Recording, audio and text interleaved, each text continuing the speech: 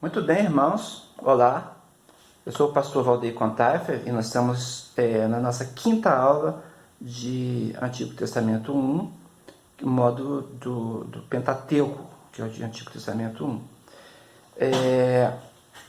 Hoje estamos falando sobre o livro de Levítico. E Levítico é um livro muito importante para nós, porque ele vai apresentar o que refere aos levitas. Esse nome veio da Septuaginta, que é a versão grega do Antigo Testamento, né? E se chamava Leuitikon em grego, que quer dizer pertencente aos levitas, né? E a ideia desse livro, né, em hebraico, ora chamou o Senhor, seria o nome que estaria no hebraico, traduzido para nós, é claro, né? E ele está falando o quê? É um livro de manual de regras de deveres sacerdotais, com instruções sobre a vida sagrada, a vida santa do povo israelita, né? Tem a menção dos levitas em Levítico 25, versos 32 e 33, né? Porque coube à tribo de Levi a responsabilidade do exercício sacerdotal. Mas é claro que temos que lembrar que nem todo levita era sacerdote, né? Muitos leigos, vamos chamar assim, eram levitas. E eles trabalhavam também, ajudavam, carregavam o tabernáculo, tinham algumas funções que eles poderiam realizar também. E outros cumpriam a função sacerdotal. Que tema teríamos no livro de Levítico, né? Deus está presente com o seu povo. Vemos que esse tema é um tema forte no Êxodo, porque Deus está presente com eles, né? Inclusive a coluna de fumaça, a coluna de fogo no deserto, né? Apontava isso, a presença, a proteção, Deus guiando o seu povo e os liderando, né? E a figura humana é Moisés. E agora nós encontramos também Deus presente com o seu povo e participando do seu caráter santo para esse povo. Outro tema, porque Deus é santo, então o povo deve ser santo, né? Levítico 11:45. Então, se nós somos pecadores, e nós o somos, né? Nós não podemos habitar com um Deus santo. Então, o contato entre o pecador e Deus poderia resultar, inclusive, em morte, né? É perigoso lidar com a santidade, nós sendo devedores como somos, né? Com os nossos devidos, nossos pecados. Então, é de uma importância que o pecador saiba o que Deus quer, como Deus supre o caráter do nosso relacionamento com Ele, né? E aí nós temos a expiação como o principal expediente, com ofertas, sacrifícios, né? E a moralidade e a pureza advinda deles, né? Porque a questão não é que, como os deuses pagãos, né? Deus não queria sangue, Deus queria a vida derramada perante Ele, a vida sob os cuidados dele, para que a nossa vida tivesse mais qualidade, uma qualidade de vida, nos relacionando com a fonte do bem, que é Deus, né? A frase "disse o Senhor a Moisés" ocorre 56 vezes no livro do Levítico. Se ocorre 56 vezes, a gente não tem como negar a participação da autoria, da pena, da lavra de Moisés nesse livro, né? Os estudiosos judeus, ortodoxos cristãos também, tradicionalmente atribuem o livro a Moisés, o legislador de Israel, né? A gente pode ver essa confirmação em Esdras 6, verso 18, também em Mateus 8, ali o verso 2, 3 e 4, né? Se compararmos isso com Levítico 14, os primeiros versículos, também com Deuteronômio 31, vai ficar muito claro para nós a autoria de Moisés.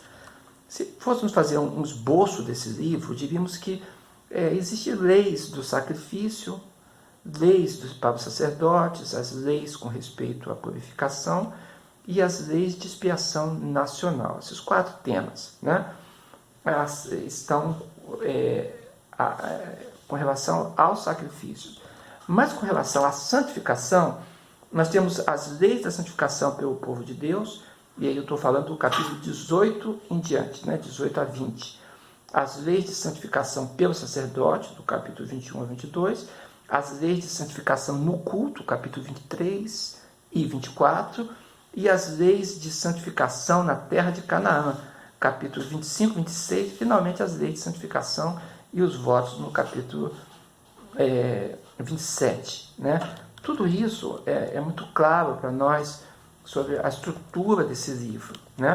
O relato do Êxodo ele é concluído com aquela assembleia de dedicação do tabernáculo, e Levítico inicia com Deus dirigindo-se a Moisés na tenda do encontro, e prescrevendo adoração e serviço. Então, mostra a junção desse livro, como ele está ligado, como Levítico está ligado a Êxodo. A gente encontra também na primeira metade do Levítico, a primeira metade, como eu disse, o capítulo 1 até o capítulo 16, uma série de ações religiosas, que mostram o caminho através do qual Deus redime o pecador, Deus resgata os perdidos, separando as pessoas dos seus pecados e das consequências que os pecados advêm. E na segunda metade, do capítulo 17 ao capítulo 27, nós temos uma série de padrões que os homens aprenderão para estarem vivendo na santidade de Deus. Observe que, embora nós tenhamos leis, decretos, prescrições, o relacionamento com Deus, que é uma revelação progressiva, parte do elemento mais simples e menor, ampliando-se para o elemento mais complexo, É assim que a revelação de Deus acontece na Bíblia e na experiência e na história também do povo. Nós vamos encontrar, então, que o objetivo de Deus é que os princípios sejam preservados e aplicados na vida. Eu diria assim, o suprassumo da experiência cristã, da experiência religiosa, da experiência com Deus, não é cumprir leis e regrinhas. Não é.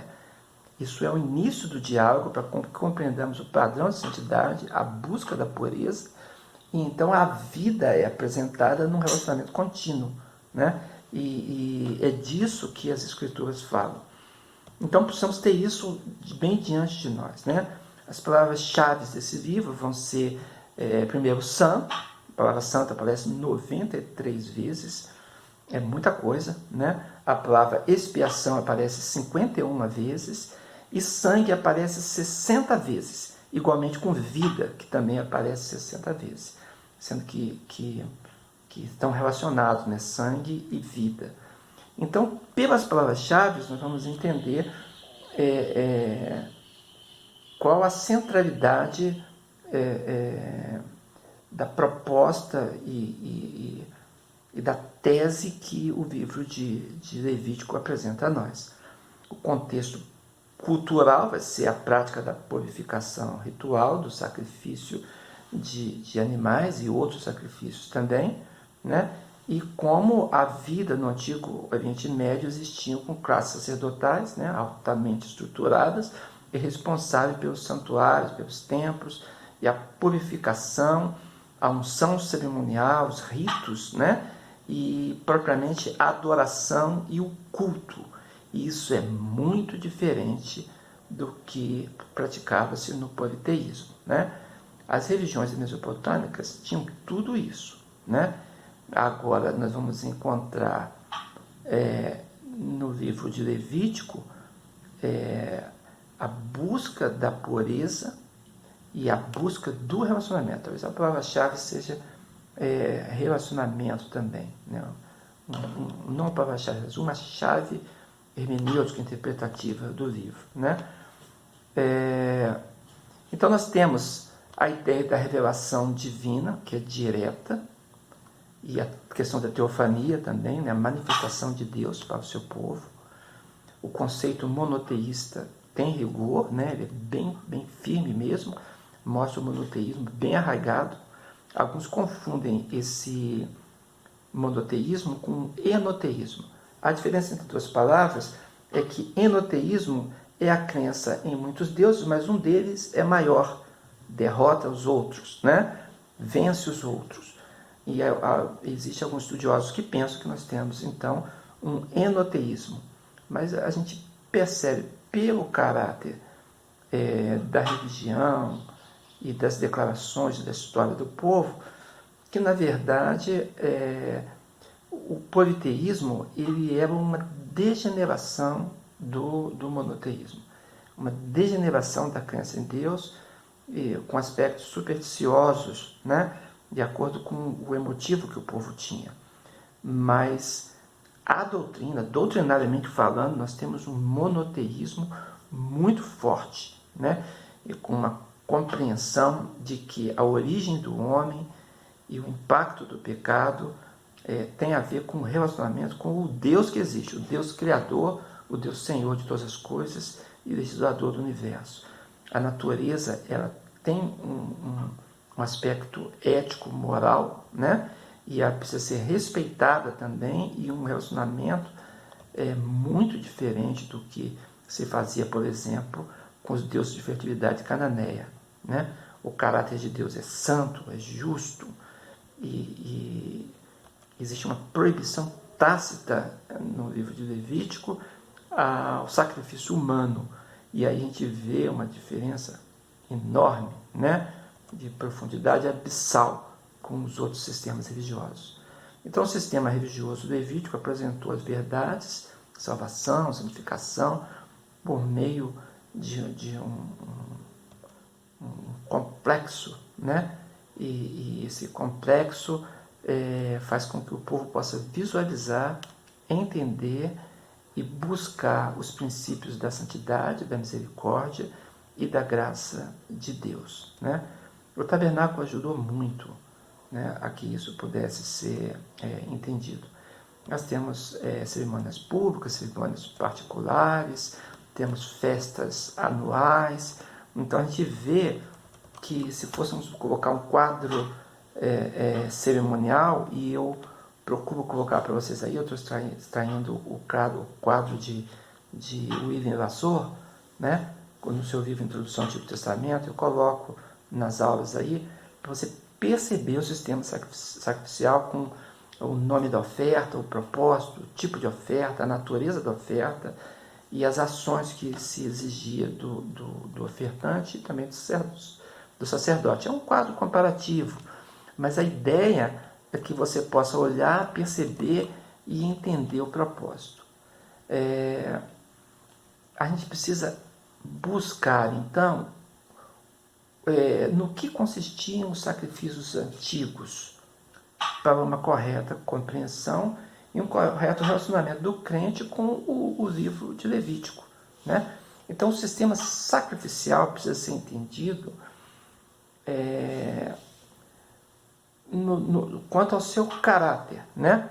Se o fiel apenas trouxesse uma oferta, um ritual, ou seja, se ele participasse de um ato mecânico de culto, não teria vida e seria simplesmente uma mera obrigação. E isso é muito distante do que a Bíblia propõe, do que a Bíblia diz e determina sobre o culto a Deus. Não se pode apresentar um culto a Deus que seja uma mera instituição. Então, esse fato precisa estar diante da gente, né? O que o livro apresenta não é simplesmente rituais infrutíferos, não é isso, mas é uma adoração em relacionamento vivo com o Senhor. Então pensa o seguinte, vou colocar uma imagem aqui. O penitente buscava o melhor que ele tinha, o melhor que ele pudesse apresentar a Deus, digamos que seja do seu rebanho. Então ele não ia escolher qualquer sacrifício, ia escolher o melhor do rebanho. E ele traria aquilo diante do sacerdote. o sacerdote ia olhar a oferta, ia perceber se ela tinha defeito ou não. Então, o penitente tem o seu coração derramado e ele declara a sua pecaminosidade diante do sacerdote. E então, os seus pecados são pronunciados.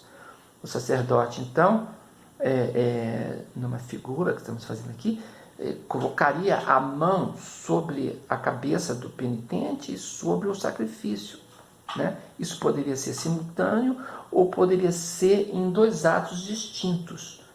Mas então era como se a penalidade do pecado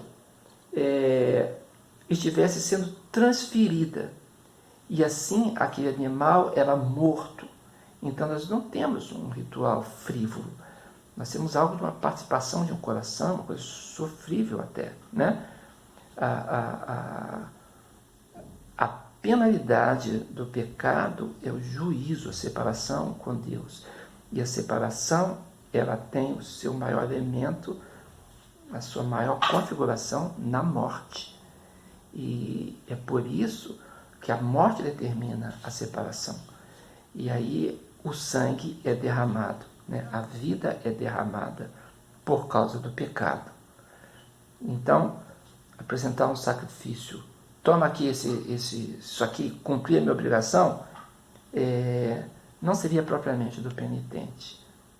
Mas o penitente, o fiel, ele tinha não um ato frívolo, mas um ato de fé. E assim ele se apresentava. Poderia ser por ele, poderia ser pela sua família, poderia ser pela tribo inteira, né, pelo seu clã, ou esse sacrifício poderia ser por todo o povo, né? E essas coisas se apresentavam com muita clareza, né? Moisés ordenou que os sacrifícios fossem feitos no culto ao Senhor. Era assim que aconteceria. Moisés fala, por exemplo, em Êxodo 29, 18, né? Ele fala assim: assim queimarás todo o carneiro sobre o altar. É um holocausto para o Senhor, de aroma agradável, oferta queimada ao Senhor. Êxodo 29, 18. Então, os profetas que vieram posteriormente ensinaram o povo que o sistema de sacrificial, sem quebrantamento, é rejeitado por Deus. Certo profeta disse assim: você oferece o coxo, o manco, dê o seu príncipe para ver se ele terá agrado de ti. Está nos profetas menores, né? Então, a ideia é que o culto representasse a oferta de um coração em atitude de um culto vivo, agradável diante de Deus. Um culto que tinha racionalidade, como diz Romanos 12. Perdão. Então, quando eu falei dos profetas menores, eu lembrei agora de Oséias, né? Oséias 6,6, muito conhecido de todos, pois eu quero misericórdia e não o sacrifício, e o conhecimento de Deus mais do que o holocausto. Então, essas ofertas, elas eram movidas para trazer o relacionamento e para significar o relacionamento e em relacionamento, né? Então, eu preciso fazer 3 destaques aqui quanto ao sistema sacrificial, né? O primeiro destaque é que Deus mostrou aprovação aos sacrifícios que lhes foram oferecidos. Isso é muito importante determinar, porque não era um ato religioso pagão, não era um ato religioso politeísta, não era um ato religioso de sacrifício humano, não era um ato frívolo, não era um sistema mecânico em Israel, era um sistema de relacionamento, né, de provisão de relacionamento. E Deus aprovou.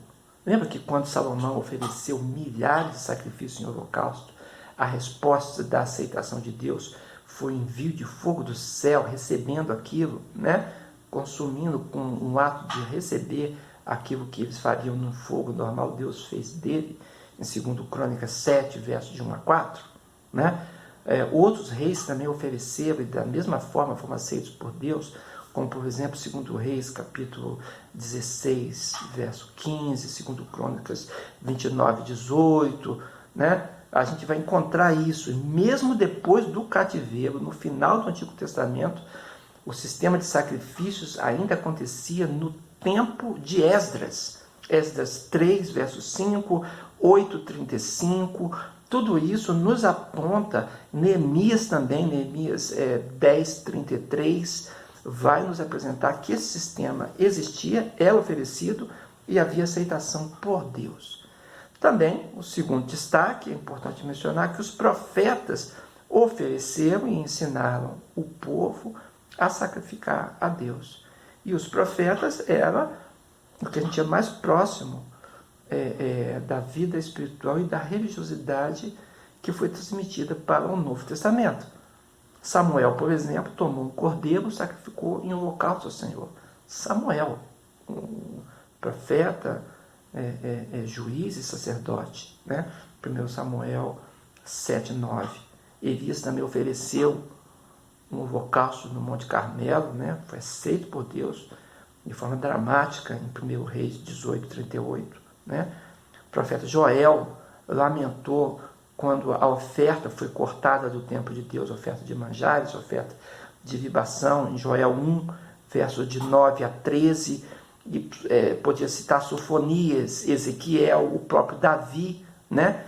Ele apela para a necessidade da pureza do coração e diz da necessidade de ofertas queimadas. E isso eu estou falando no livro dos Salmos, né? Salmo 51, verso 19. Então, Deus mostrou a aprovação dos sacrifícios, os profetas deram destaque e ensinaram o povo a sacrificar, e em terceiro, né, os versículos que parecem falar contra os sacrifícios e das ofertas não estão condenando a prática do sacrifício, mas condenando a atitude ou maneira errada pelo qual esses sacrifícios eram praticados. Eles tinham forma de piedade, mas negavam, entretanto, a eficácia e o poder de Deus, como Paulo diz em 2 Timóteo 3, 5, verso 5. Então, esses destaques são importantes para a gente entender, né? E o sistema sacrificial estava ligado às datas comemorativas judaicas, né? A Páscoa, o Pentecoste, Dia da Expiação, festa de tabernáculos, dedicação, né? Tudo isso tinha a sua ligação com o sistema sacrificial, né? E a gente encontra, então, um calendário para isso em Israel, né? E a questão do calendário, que é um calendário lunar, né, que começava na primavera, no mês de Nissan, março, abril, né? E tinha 12 lunações ou períodos entre as luas novas. É o jeito de entender como era contado o ano judaico, né? E aí eles acrescentavam periodicamente, né, um 13º mês para sincronizar o calendário lunar com o número de dias do ano solar, né? Então o calendário lunar também serviu de base para o sistema religioso de Israel, com um rito especial para celebrar o primeiro dia de cada mês lunar. Isso a gente encontra em Números 28, de 11 a 15, mas tem ligação direta com as prescrições do Levítico, em que estamos tratando, né? Então, as principais festas eram baseadas no ciclo agrícola, e a data em que elas eram celebradas variava de ano para ano de acordo com os trabalhos nos campos, né? A gente encontra isso no Deuteronômio 16, né? As festas vieram, então, a ser conhecida com a designação, era tempos designados, assim que se dizia, festas fixas, né? E eram prescritas como lei, né? A Páscoa e o Pentecoste são os melhores exemplos, o dia da expiação também, né? As ênfases teológicas importantes no livro, a gente pode citar pelo menos duas, como citamos desde o início dessa aula: a presença divina é a maior ênfase teológica no livro de Levítico, né? A questão mais importante na experiência de Israel, da nação, do povo de Deus, era que Deus veio habitar num tabernáculo com eles. Houve habitação de Deus no meio do seu povo. Então, cada culto é realizado para esse Deus, para o Senhor, que habita com seu povo na tenda da congregação.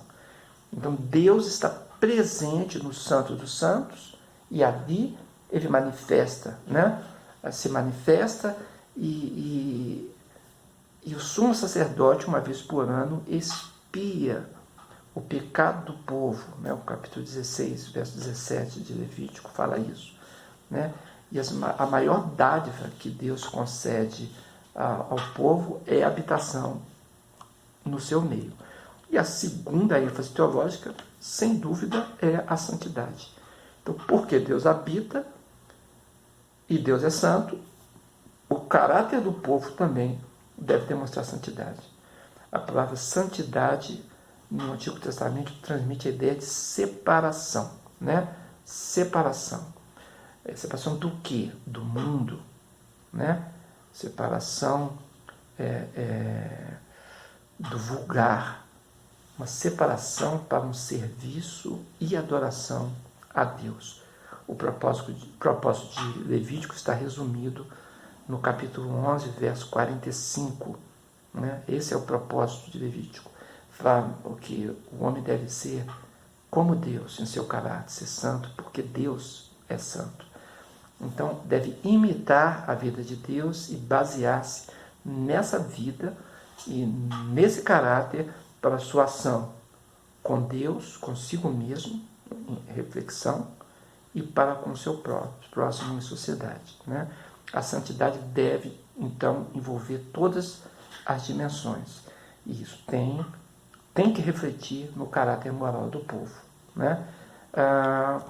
A iniquidade é uma ofensa a Deus e é punível.